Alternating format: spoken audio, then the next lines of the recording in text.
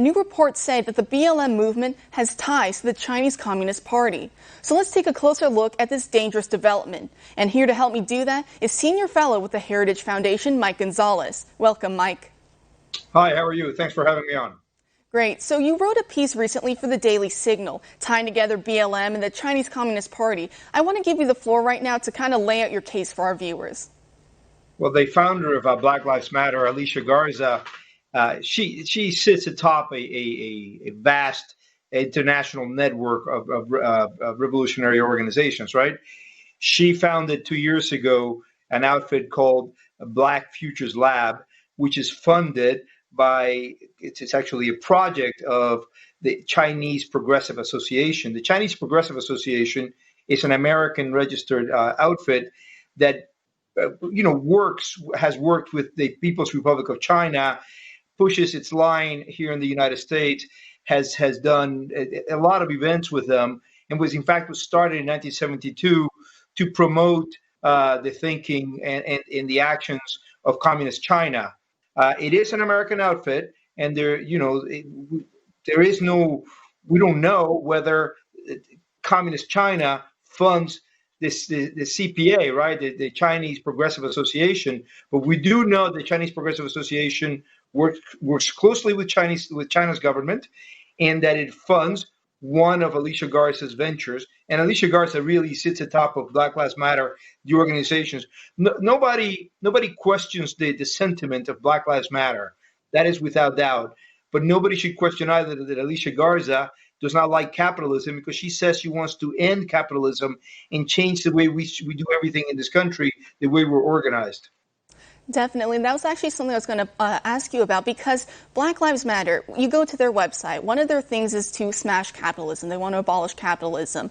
And obviously that would help out China a lot, because currently they're the #2 largest economy in the world. And if we were to start shrinking away from free market and closer towards socialism and government controls over that, that would help China, wouldn't help us.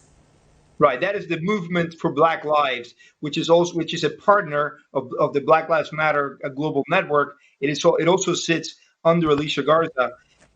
Look, China is a rival. China is very interested in seeing us do badly. China is very interested in weakening our society, see us weaken as a country.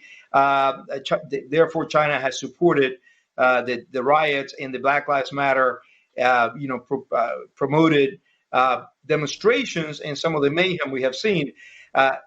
What we see here, though, is the first time that we see an outfit that is closely tied with China.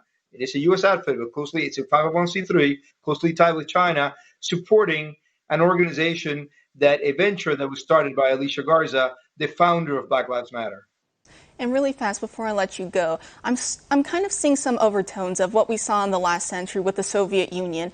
So the CIA says that in the 1970s, that about 5% of the Soviet Union's propaganda went towards propping up people such as Angela Davis here in the U.S., race baiters, for example, trying to stoke divisions here. The Soviet Union kept saying that America was the one with all sorts of human rights abuses, while they were the ones with millions in gulags, millions who were dying and suffering under their regime. So this is something that communists have done for decades, is that they like to stoke these racial divisions here in the U.S. Why do you think that is?